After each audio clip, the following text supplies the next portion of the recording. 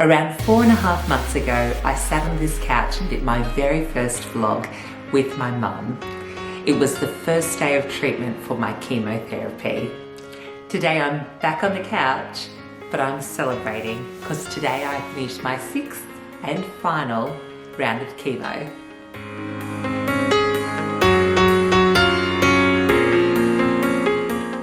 The first day after my chemo, I did a vlog late at night and I answered the question that people have been asking me, how do you feel? It's a question you get a lot throughout your chemo journey, and 4.5 months into it, I still feel fine. I still feel good, and today I feel really happy and energized because chemo is over.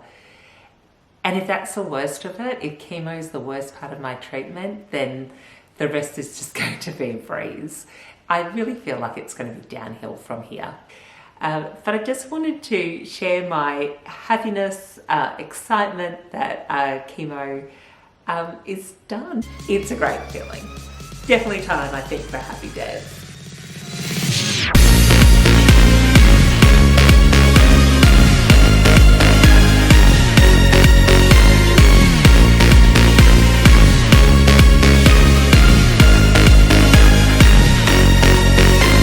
I love meeting people for the first time. I love that moment of finding out what's important to them. I love hearing people's stories. I work as a professional in communications, so for me I'm normally behind the scenes, so directing stuff behind the camera, not in front of it, scripting messages for other people, and a lot of that involves listening a lot and talking and asking lots of questions about people's lives. So you can imagine what I do most days when I have chemo. I'm actually in there chatting to a lot of people and finding out their stories. And the interesting thing, right from the very first woman that I met in the hospital, my very first round of chemo, and she's this beautiful, beautiful soul. And she's very deep and very thoughtful and very considerate. And you could tell how having cancer had changed her. And I know, talking to other friends of mine and new friends of mine as well who are going through cancer and of having the full chemo and surgery and radiation, the whole gamut, that it really does change people, and it makes you more reflective about life. So to me, some people might understand this, a lot of people may not, but I don't hate cancer, and I do like a challenge and I do like a mission, and for me it's helped me regain a forward focus. For many years I was pretty depressed and I didn't see any future for myself, and I really didn't see what I was living for. The one thing I have always been, mostly I guess because it's also my job, because I work in communications, is that I guess I'm good at sharing other people's stories and being a cheerleader. I can always see the positive in what other people are doing, and I've always been really good at being positive about great things and sharing good news stories. And I think for me, if I was to say how has cancer changed me, I feel like it's almost given me a mission. As a communicator, I want to change the message. I want to change how we talk about cancer. The reaction that I get when I tell people I have cancer is mostly based on their own experience with somebody else who's had cancer. I know the same thing happened to my mum when she shared the news with other people, and most people feel a lot of sadness and pain for you, mostly because they know somebody who's died of cancer. The reality is that it's easy to say, well, Kelly, you can be positive, you're stage 1, everything's okay. But I had to make a choice. And I'm getting emotional because I'm thinking of the 3 women in my life who died of cancer, 2 aunts, my grandmother. And seeing them sick and seeing them die was hard. And I know everyone who's gone through that whether it's been a family member or a close friend, there's pain and it hurts, but it hurts more for us as survivors, I think, sometimes, because we live with that. We live with that loss. We live with that pain. The very first person I lost was my aunt, and she died of breast cancer. And the very day that I found the lump, I was with my uncle, and we talked about her. And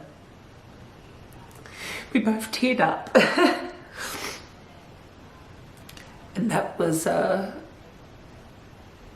quite a long time ago. It was about 27 years ago.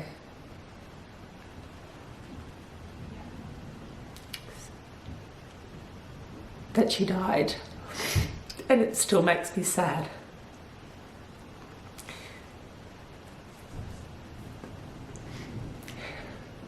Despite this emotion and despite this sadness that I feel for the loss of my aunt, in that very first moment when I found out the results from my mammogram and found out that I was highly suspicious of cancer, I turned to my GP, my beautiful, beautiful GP, and I said to her, "This is not how my story ends. This is not going to take me." I made that decision right then and there, before I even had seen a specialist, before I had the biopsy. I just went, no, this is not my story. And I think in life we forget that. We forget that actually we are the writers of our own life story. We have a choice to how we react to everything and anything in life. And I know how hard it is when you're trying to support somebody who's got cancer, because you have a lot of fear. I get that. I still feel sadness over losing my family members to cancer. I want to assure you that while I am positive, it is a choice to be positive, because everybody has a cancer story. Everyone knows somebody who's been affected of cancer. The problem is if we only hear those negative stories, if we only hear of people dying, and if you're going through cancer and you're surviving it and you don't share your story, then you're another good news story that's never been heard. And what the world needs right now is a lot more good news stories. Let's share that positive message. I don't hate cancer. I don't hate it because my body created it. It's part of me. I can't hate myself. I'm not going to hate cancer. I'm not angry about having cancer. Yeah, it sucks having cancer, but it sucks having a lot of medical issues. And a lot of people live with them very quietly, and a lot of pain and a lot of suffering, and don't get the attention of cancer people. So I guess I want to encourage people to be better supporters of other people, but also to strengthen your own self, to strengthen your own abilities to be positive. And for everyone who's watching this, let's be cheerleaders for everyone in our lives. Let's act with empathy and consideration for people who are going through any sort of challenge, whether it's cancer or another health issue or just an everyday life challenge that we all face. Let's all be a little bit kinder, a little bit more empathetic, and a little bit more supportive of others. But most importantly, let's keep sharing those positive stories. If you're going through a challenge and you've overcome it, you just don't know how important your story is going to be to somebody else. Be a cheerleader, but really importantly, be your own cheerleader. Write your own good news story. Own your life story. Make it a positive one. Make those choices that are going to make your life a positive life.